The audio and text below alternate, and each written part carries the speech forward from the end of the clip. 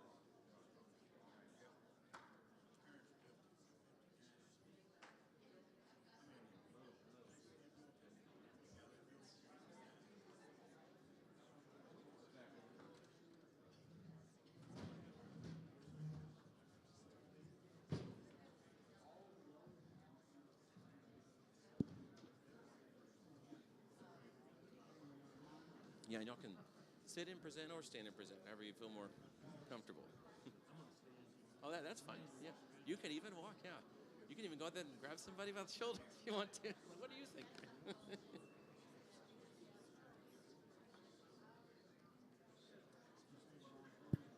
Oh, okay. I think I'm on. Can y'all hear me out there? Okay. All right, everybody. Well, I'm going to direct your attention again to the stage. I'm Dr. Nathan Howell. I'm a professor in environmental engineering at West Texas A&M, and Panhandle Groundwater District and Brittany have kindly asked me to lead this panel today on rainwater harvesting from practitioners, especially those who have done actual construction on them. So I'm going to introduce each one of them briefly here, and then each one is going to get about 10 minutes to present on some photos and some process diagrams of things they've actually done so that you can get a sense of their type of knowledge, and then you'll get a chance to ask them questions about it there. So I guess we're going to have Sam, Chris, you're going to go first on the slides here, it looks like. Oh, great. But I'll read each one of their introductions, and then each one will go. So the first person here on your left is Gary Clark, and Gary specializes in rainwater collection system design and installation. He's based in Childress, Texas, and Gary balances this work with his day job as a bridge inspector. What began as a simple personal setup, just a 5-gallon buckets placed under his home eaves, has evolved into a service providing custom systems for a wide range of locations, from chicken coops to hospitals. Gary is most excited by the Lego-like nature of system design, where no two projects are alike, and each one presents a new challenge to meet the unique needs and goals of the client. And in the middle here is Mr. Ed Van Petten. He's a volunteer at the High Plains Food Bank Garden in Amarillo. Retired in 2021, Ed built and retired a series of home catchment system configurations and started working on an in-place but non-functional HPFD garden catchment system in 2025. He's currently responsible for the irrigation systems and greenhouse infrastructure at the food bank, along with the catchment infrastructure. And then immediately here to my right is Chris Jackson of Samuel Jackson LLC. Their company's in Lubbock, Texas. He serves as the managing director. Chris earned a BS degree from Texas Tech in industrial engineering in 1981, prior to joining Square D Company as an automation specialist in their Tulsa, Oklahoma field office, where he supported PLC automation, product sales in Oklahoma, the Texas Panhandle, and Western Arkansas. In 1988, following several years with Square D, Chris was persuaded to move back to Lubbock and join the family business as a controls engineer for the design and manufacturing of moisture control products for cotton gins. In 2015, following several years of stress on Sam Jackson's water wells, Chris took his first steps in rain catchment, intending to capture enough rainfall to support product testing of water vaporizers for cotton gins, one of the main products by Sam Jackson. Today, Sam Jackson runs on 100% rainwater for process, domestic, and fire protection uses. Chris will tell you that rain catchment at Sam Jackson is a hobby, but a hobby passionately embraced by its engineering staff and appreciated by the employees. Okay, so with that, I guess we're up on you now, Gary. They moved it to yours. So. Good morning. Oh, we're on two different ones. Okay. Well, the one down here is different. I guess we should go off of what they're seeing, probably, instead of that one. Okay. So go ahead and have. Oh, okay. Now it's. If you'll stand back a little bit, I can see that. We're good. It's the right one here too, Sam. Okay, great. Thank you. Okay. I've got quite a few slides here for 10 minutes. I'm going to give you a quick overview, and then we can come back to anything if there are questions and so forth. We're, as Nathan described, we're a private business manufacturing combustion systems, water vaporizing systems, and so forth for cotton gins worldwide. And we do so from a campus on the west side of Lubbock. This is a shot of some of our machines and so forth.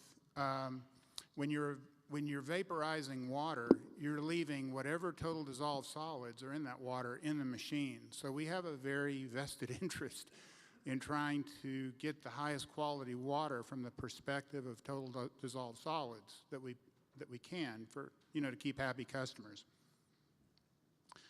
It was on 9/11 in 2015 that we took our first steps, and we just got some fiberglass tanks from Belco in East Texas, trucked in, put a couple of them up, and it did the trick for our water testing and for our vaporization testing and so forth. What I did not anticipate was exactly what Dr. Mace just referred to in his talk, which, by the way, was an incredibly good talk. I got addicted. We all got addicted. I warn you, get into this and you're going to be hooked. Today, we still have water wells, but we follow more of an Australian model than a U.S. model, which Dr. Mace referred to. He didn't put it in those terms, but when you talk to an Australian about rain catchment, the last thing they want to do with their rainwater is water trees and grass. They'll say, oh, mate, we use bore water for our trees and grass. We use a rainwater for washing our babies, making our tea, and cleaning our kitchen. That's the gold standard for them. It's the gold standard at Sam Jackson as well. Now, these are the harvestable areas on it's about roughly 100,000 square feet of roofing. And we capture off about 48,000 square feet of that. Actually, with the parking areas, it's the covered parking, it's about 120, that's right. So these are the areas that we capture from, coming off the western slope of that building, coming off both slopes of the south complex there. And so off of a 1-inch rain, we'll collect about 26,400 gallons, which will take us through the better part of a month or even more.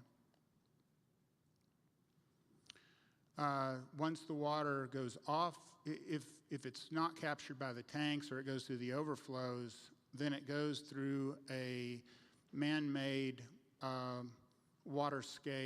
landscape area between those buildings we call Rain Park, and it feeds a 1,000-foot long shallow lake along the right-of-way with the Iowa Pacific Railway on our north.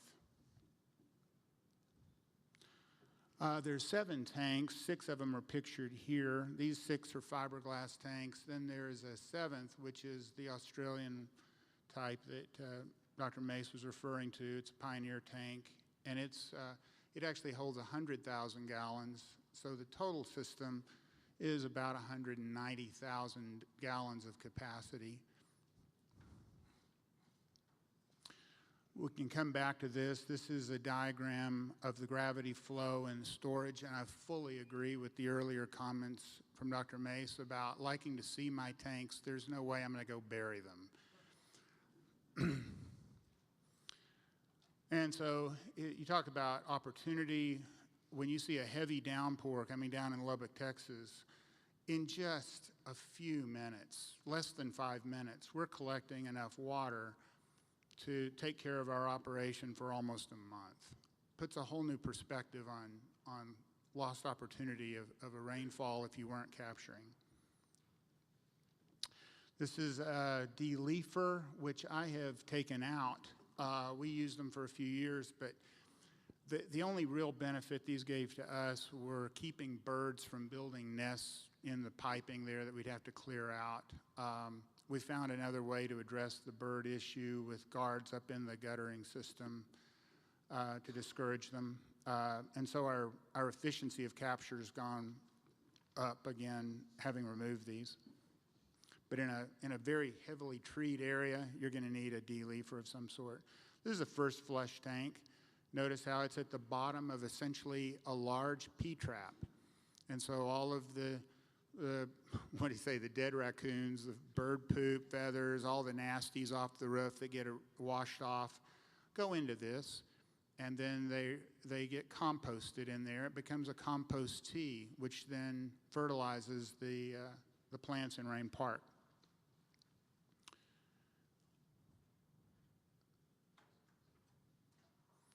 Overflows, we have kind of a stainless steel check valve at the bottom of each one to keep rabbits, snakes, mice, whatever, from making their way up into the tanks to chase vermin. So the tanks remain remarkably clear.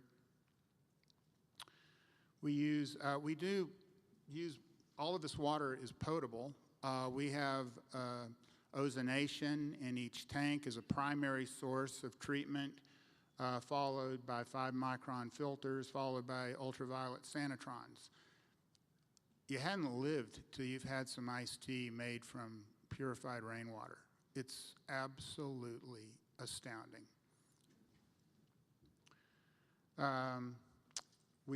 These tanks, the first flush tanks, are translucent to encourage cooties to build up and make that compost tea to fertilize the plants. But our large storage tanks, we don't want any UV in there. That's bad news.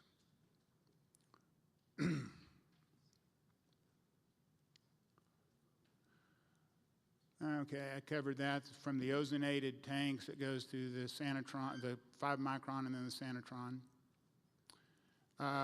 Then we have notices posted at all the drinking fountains and faucets and so forth that our general counsel helped us draft years ago. I would say probably, rough guess, 70% of our employees, including me, have a strong preference for rainwater. The other 30%, we keep lots of bottled water on hand for them and guests. You always have a choice as to what you would like to drink, and all good choices. I really resonate with the comments Dr. Mace made on firm yield. Yeah, you don't want to haul water. I thought 10 years, this is our 10th year on this. I thought, oh, this will work great. If we run out of water, I'll just haul water in. I already got the tanks and everything in position. In 2021, we came really close to running out of water. And I realized I couldn't do that. That's when I put the extra 100,000 gallon tank in.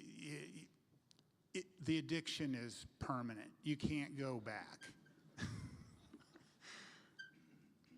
Okay. Now, this is the number one question I get. Oh, what happened? And we have this happen. I can't count how many times this has happened. Someone left a faucet open, a toilet valve jammed, whatever the case may be. Part of our engineering specialty is in water metering and the telemetry involved in watching water quality and quantity as it flows through. So we get notifications on our phones by text. You know, you have an unusual water event. Is this, or do you know about this? If we don't respond, it will shut off our pumps and give an alert. But we can say, yes, we're cleaning out this big machine and we're having to use a lot of water today. Bypass that error. Now, this is probably the most important slide in this presentation. Every Saturday night at midnight, our system generates this report by email for all of our key people. And it's saying, how did we do last week? It's not being parsimonious with the rainwater. Feel free to wash hands, wash cars, drink, do whatever. But don't feel free to waste it. And this gives us a foresight of how long our existing supply will take us. Think about if your local newspaper every Sunday morning had a front page line above the headline that said, hey, city, you've done great. Our aquifers right now are at a certain level and you're good. Or they're being stressed. Be very careful. This is not the tragedy of the commons.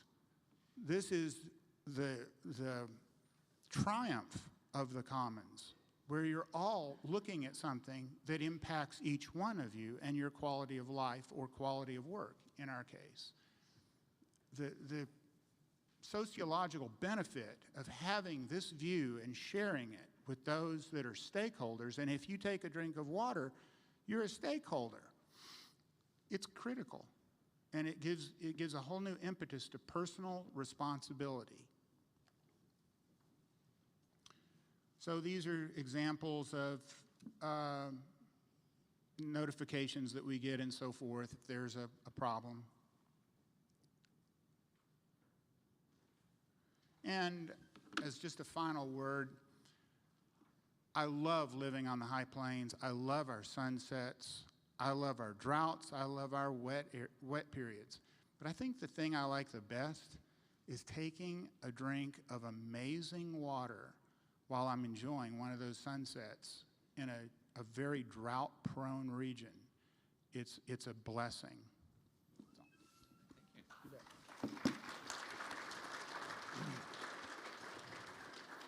All right, we'll hold questions until we do the whole panel.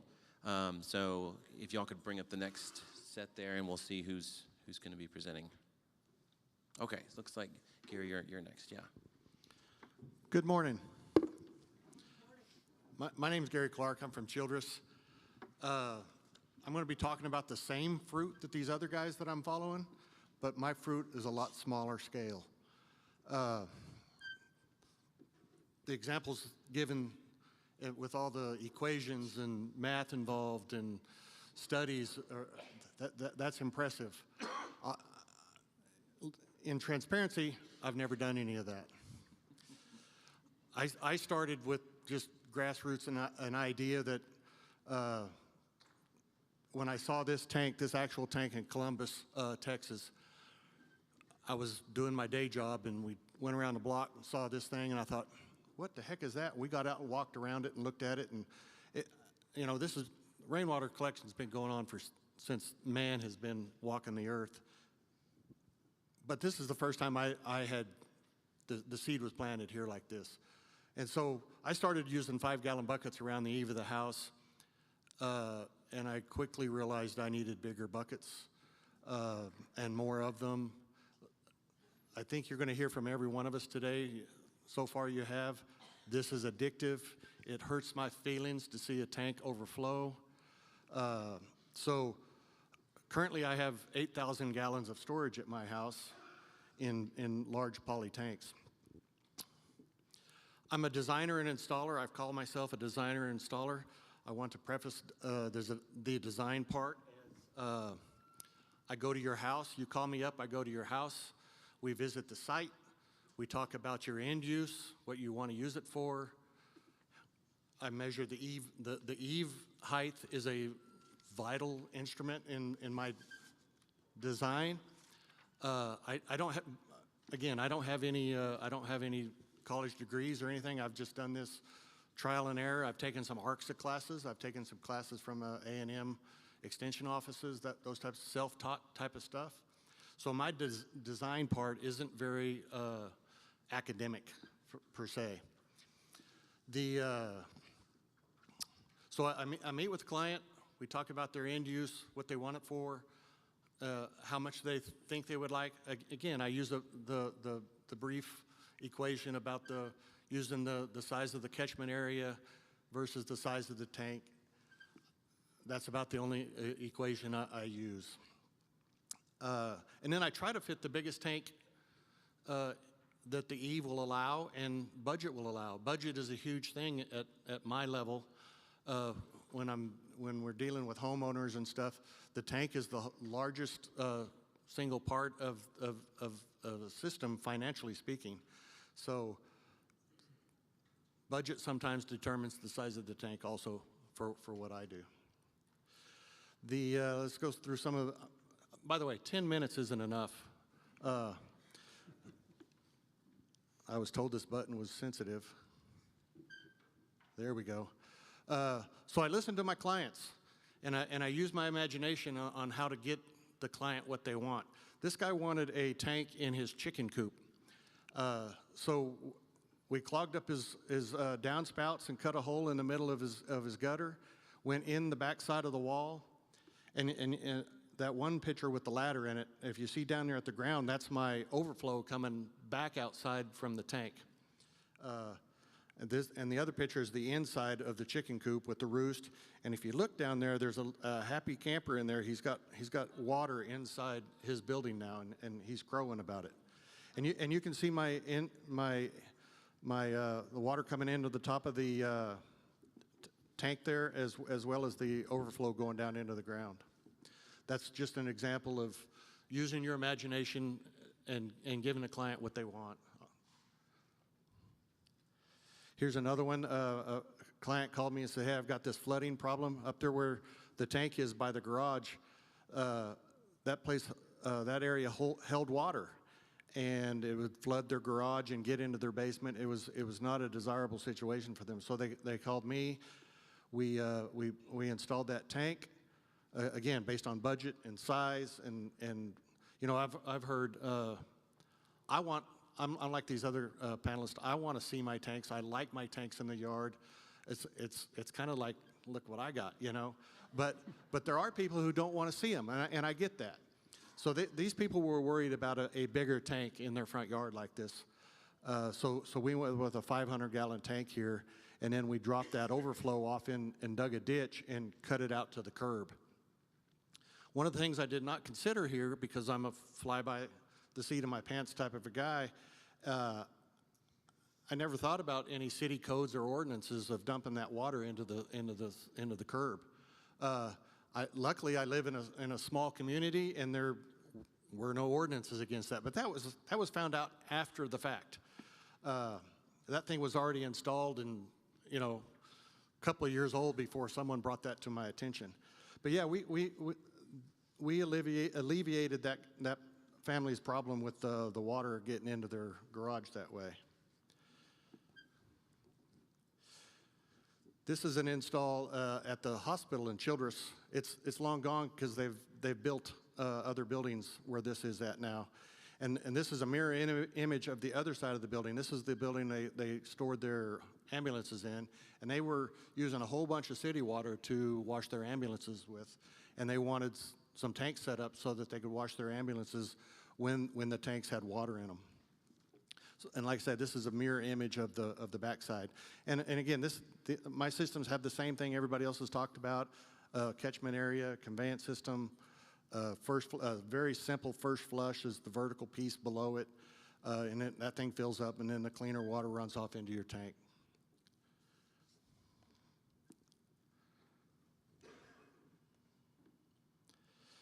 Here's my biggest home run as an installer.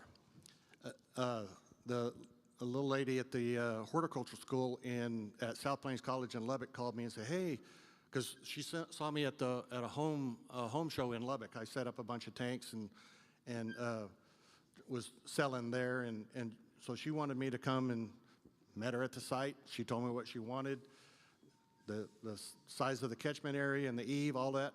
We decided on and budget. We decided on two 2,500-gallon tanks with one downspout and one first flush. They both those tanks are fed off of that one simple system. That was a Thursday. I'll never forget it. It was a Thursday, Bluebird Day in Lubbock, and we all know how it happens. A cloud developed that evening and dumped on this place. And she called me the next morning, and she had 5,000 gallons of water. Those things filled up overnight. And so I couldn't have hit a better home run as far as advertising. You know, that rarely happens. But that's one of my favorite stories. She was so happy. Every time I see her, she tells that story. This is probably my favorite install because it's so aesthetic to the eye.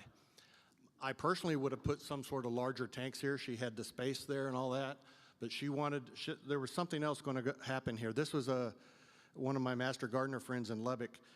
That red building is a greenhouse, and on the east and north side is all plexiglass, lets the sunlight into that building. And so we're catching off the back side and putting it into these two tanks. And she also has a big storage, like a big cattle tank that she uses, and other storage tanks, but we found these tanks. They were pretty hard to find in that color. I found one place and another somewhere else, but we got those put up, and they turned out very appealing, in my opinion, to the eye. Very functional. I got them plumbed in the bottom there. It's kind of hard to see, but they're in series. I've got a spigot on them, and on both ends of it, and she has a pump inside there that pumps out of there. I think that's the end of my pictures. But some of the things I've learned that have changed over the course of my designing and installing was like this is a good example. At the bottom of my first flush, there's an elbow. I put an elbow in there and put a cap in the end of that. That's a much easier way to clean those things out versus putting the cap in the very bottom of the vertical piece of pipe. I learned that thing. Another thing I've learned over the years is to encourage my clients to drain that thing after every rain. They think there's no maintenance involved. You have to drain your first flushes, especially during the wintertime. I don't know how many first flush systems I have replaced because they froze and broke. And they call and act like I never thought of that. So that's one of the things I encourage every new client with is clean those things out. Take that cap out even and just leave it out during the winter if you want. Another thing was I encourage my clients with that budget and the size of the tank and all that thing. One of the hardest things on a budget is that shipping of the tank. You know, even if you got your tank at Tractor Supply, which they supply tanks, somehow or another you got to get that big old beast in your backyard, and there's cost involved with all of that. So when you're budgeting for this, make sure you figure out how you're going to get that tank in your backyard. And like I said in the beginning, that has a lot to do with possibly the size of the tank you have. Is how am I going to get it in there? We did one tank in Lubbock that had I had to get a lot of muscle, and it was a 1,500 gallon tank, so it weighed 400 or 500 pounds, black poly tank, and she didn't want us to tear her fence down, so we literally heaved that thing up over our heads. There was 4 or 5 of us underneath that tank, and we just kind of rotated through the gate and carried that thing inside of her yard without tearing anything up, and we put it in place, and she was one of my first customers. But you got to be, you got to use your smarts on how to figure out how to put these puzzles together. And like my bio said, it's kind of a Lego set. There's no two alike. If you can put PVC together and get your tank where you want it, anybody can do this. It's definitely a DIY project. You don't have to have folks like me to do this. You might rely on YouTube and A&M and ARCSA and guys like us for some information, but other than that, this is definitely a DIY project. I don't hardly do any of these anymore because my day job interferes with all my fun, but I do, when I can, fit these in on weekends, and I still do a few of them. The last one I did was in Post, and Childress to Post is a long ways, and I had to make several trips on Saturdays, and there was no profit in that. Now, because in good faith, I didn't charge the client all my mileage and time involved there, and I should, but again, that's another one of those things you need to determine with your budget. I don't think I have. Let's see if I got another slide. I do not. That's somebody else. I think I'm done. Thank you.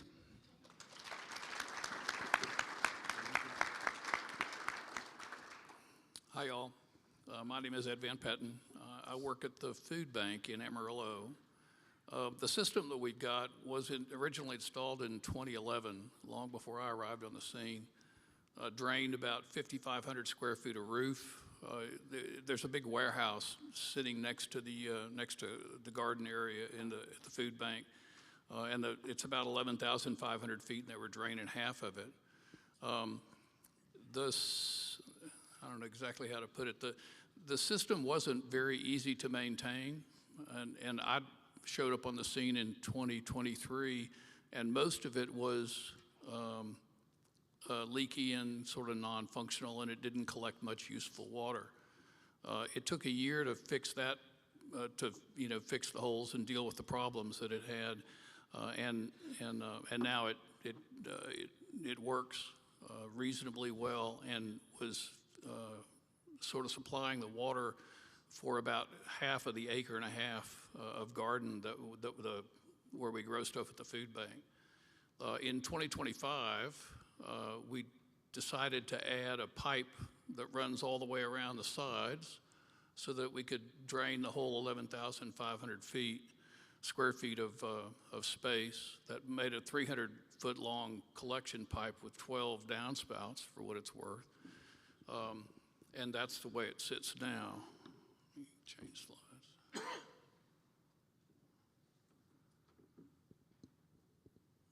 You can see it's a warehouse. It's about 30 feet tall, just your standard 3-story metal warehouse. There's 6 downspouts per side, and it took a 6-inch PVC pipe to be able to handle a 3.5-inch per hour downpour, which I figured was the worst case in this part of the world. I'm not sure that that's correct, but that's why it's the way it is. There are 2 existing 10,000-gallon poly tanks, which we didn't alter. They're still as they were. see some details. Originally, there were leaf diverters along the east side of the building. The leaf diverters were the typical kind of slanted filtered diverters. The problem with those was the ones that they used had relatively fine filters inside the top of the leaf diverters, and those things would fill up with crud, and they had to be cleaned fairly frequently. And I'm kind of old enough that climbing up a 20-foot ladder to clean the leaf diverters is not my ideal job. But we've got a deal with the A-Team, which is a rental equipment dealer over in the neighborhood where the food bank is located, and they let us use their boom lifts for free. So the main cleaning we do now is all via a boom lift. We simplified the design when we added the additional capacity, and instead of using those leaf diverters, we simply took some screen from Home Depot and some bungee cords and put 6-inch tees as the thing that the downspouts drained into, which seems to work okay. The warehouse doesn't have any. It has a few trees around it, but the trees around it are in general don't get over the roof. So you get a little bit of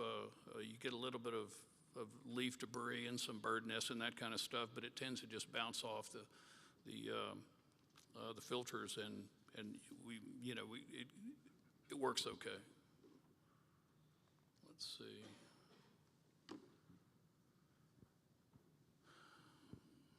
This is a picture of the fill apparatus when you get to where it's in between the two tanks. The pipe that runs around the entire building drains into a first flush. It's a small first flush. It's only got a 4-inch pipe that's about, 15 feet long perhaps. And the bottom of the pipe has got a set of valves, one of which is used to keep it from freezing in the wintertime. It's open right now. And the other is, normally that's closed, and you simply have the valve that comes out the front that runs into there's a pond over to the side of the tanks, and it just drips out of the pond, and that's enough to keep the system reasonably clean. If you have a big rain, then it makes sense to dump some water, but it usually isn't a big problem. The tank has a single feed, which takes the water from the roof, and then it's connected at the bottom to allow the tanks to share the capacity. This system, unlike what the other guys have been talking about, is fed with city water. Not primarily, but it's got a level controller inside one of the tanks that makes sure that it never goes below about 1,000 gallons of water, since it's used every day to water again, 1.5 acres approximately of garden. Takes about 2,000 gallons of water to run the sprinkler system, if you will. It's drip irrigation, but it takes a couple thousand gallons a day to irrigate the land that we're gardening on. So it didn't seem practical to attempt to handle the problem without having a city water feed. And this is what it looks like.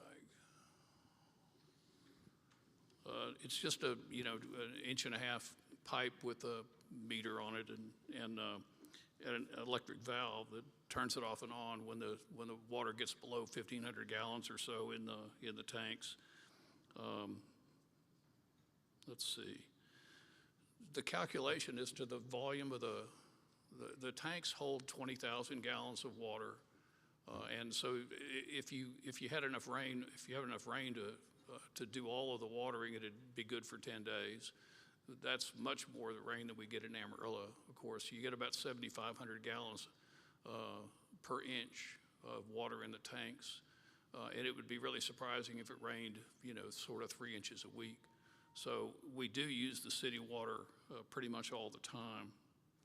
The center of that picture is just the irrigation feed. It's kind of a mess of a picture, but there's a north garden and a south garden, and there's a pump that fits in between them. The pump sits in the warehouse this time of the year. You can't have it outside because it'll freeze. And we simply take it off and don't water during the winter time, and we'll put it back in the spring. And I guess that's all I've got to say.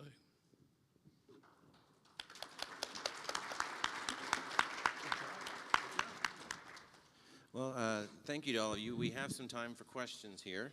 I'm going to ask a question to get us started, and you all out there be thinking about something you might want to ask, because we have certainly a little bit of time, as I said. So general question, be as specific or as general as you want. When you're talking to people either about them designing or adopting rainwater harvesting, or just your experience with it, what best practices would you give to them, either at the level of a home, a business, or an institution? At the homeowners' use, the smaller tanks kind of goes against what Dr. Mace was saying, but it also goes with what these other guys are saying too. I kind of coach them to use the water. You've spent the money, you got the tank, you've got the water. Drain it, use it, water stuff. I have this problem at my house. I've got 8,000 gallons of storage at my house, and many times I'm looking for uses for that, because if your tank is overflowing, it's like you don't have a tank. It's all that rain is coming through your gutter, through your conveyance system, through your tank, and back down the gutter. So I encourage people to if they're empty, they're empty. But I promise you it's going to rain again. Regardless of where you're at, it's going to rain. I don't know when or how much, but you will catch more water in your tank. So use it, is my preaching. I have an opinion, which is I built a catchment system when I first moved to Amarillo, and had it for 8 years, and finally, took it out the third time that the pump had froze and burst, because I had way too much irrigation area for the system. I had 3,000 gallons is what I was storing, and I had about a 2,000 square foot roof, and I just had way too much output demand, if you will, for the catchment thing to make much sense. I would counsel that if you're going to build a catchment system, figure out what you want to use it for, like your vegetable garden and the stuff that really matters. If you've got a small set of beds that you're attached to, that makes better sense from my point of view. In the semi-industrial kind of setting that the food bank represents, all we're really trying to do is first of all, to use the system that somebody put in that was an enthusiast. They designed it, installed the system at the size that it was because they wanted a demo project, and it made good sense, and it's people come and look at it and that kind of stuff. But in fact, it's not much useful if you're trying to water an acre and a half of garden. It's not that it's not useful; it's just that it doesn't do a very thorough job of handling the problem. We doubled the space that was drained last year, and we've got another 50,000 square foot of warehouse space that's adjacent to where the existing facility is. So perhaps we'll get around to that. It's not very expensive. But yeah, the two things I would say is be careful what you decide to water, number one, and number two, pay attention to the winter. Everything freezes, and then that's the single most substantial cause of maintenance. You've got to fix the burst pipes. Absolutely. One of the things I didn't mention in my talk was why I got so nervous when our water supply was dwindling in 2021, and we added that 100,000 gallon Pioneer tank. For those of you out here who are familiar with working in a warehouse in a West Texas summer, especially of the kind that we've had for several years running, where there's an incredibly high amount of brutal heat, it's a miserable working environment. The warehouse is too large to refrigerate as far as refrigerated air conditioning. You're opening up these large overhead doors for trucks all the time, so it wouldn't do you a lot of good. Your only real option is evaporative cooling. But for anyone who's tried to use these large porta-cools and so forth with West Texas Water, does a great job for about a month. And then you have a white brick from all the calcium on it. And I had avoided getting any of these for years until the light bulb came on in my head. Well, my gosh, we've got rainwater running out our ears at 5 parts per million total dissolved solids, as opposed to 800 parts per million City of Lubbock water or 1,400 parts per million for well water. Why don't we use that and see if the guys like it? Oh, wow, did they like it? And so we were using over 2,000 gallons a day in evaporative coolers to keep the place cool. But the downside of that was I needed bigger tanks. And rather than looking at a tank as the thing to try to minimize, that tank is your best friend, and it needs extra friends. Get another one and tie it on there.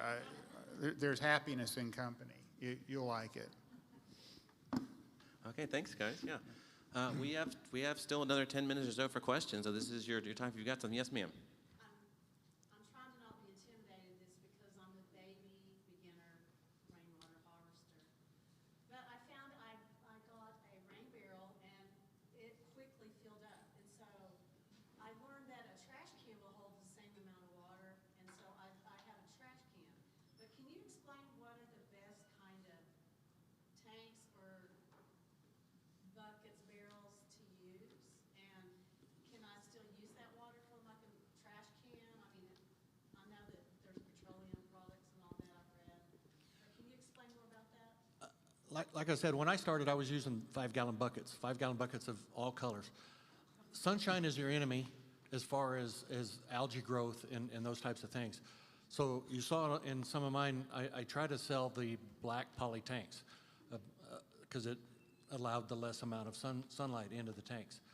I understand a large tank is expensive.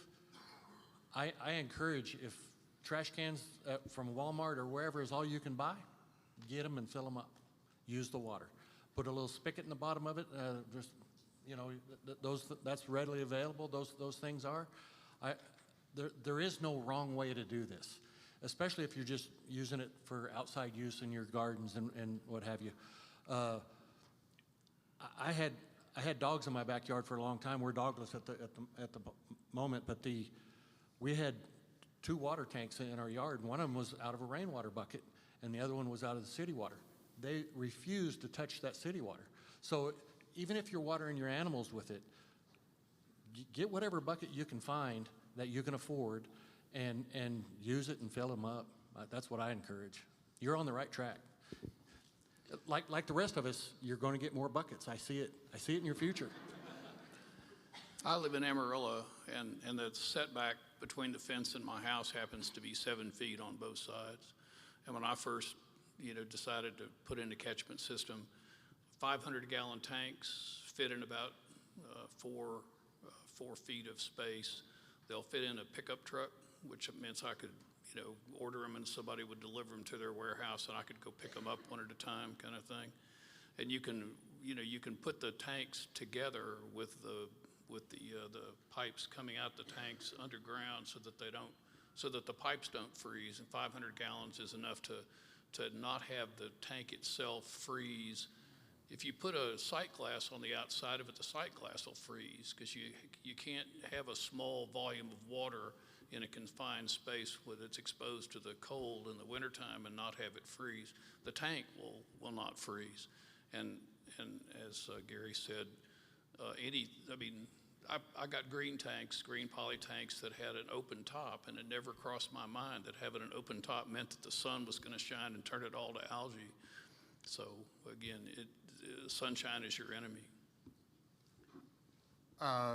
I didn't put a photo of it in my presentation or anything, but our guys worked up a stainless steel top for a Rubbermaid Brute 32-gallon trash can.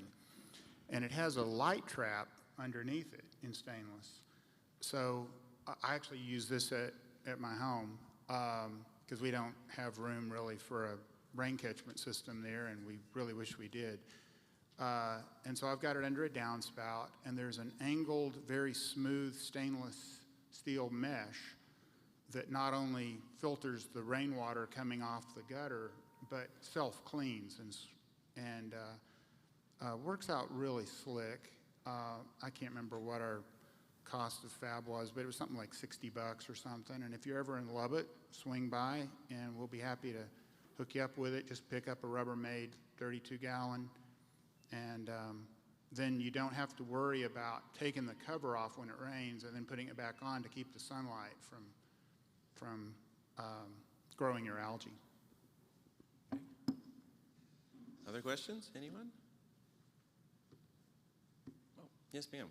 What size mesh did you use when you, like at the food bank where you were showing that where you used your bungee cord over there? What kind of If you went to Home Depot and bought yourself some stainless, not stainless, but some, galvanized screen for your windows, it's that size, doubled. If I can add to that, a lot of the rainwater tanks that I buy, they come with a basket in the top and an overflow put in them and those types of things. That basket is usually a 16-micron screen, stainless steel screen, and that's small enough to keep the mosquitoes out. Mosquitoes are your enemy also.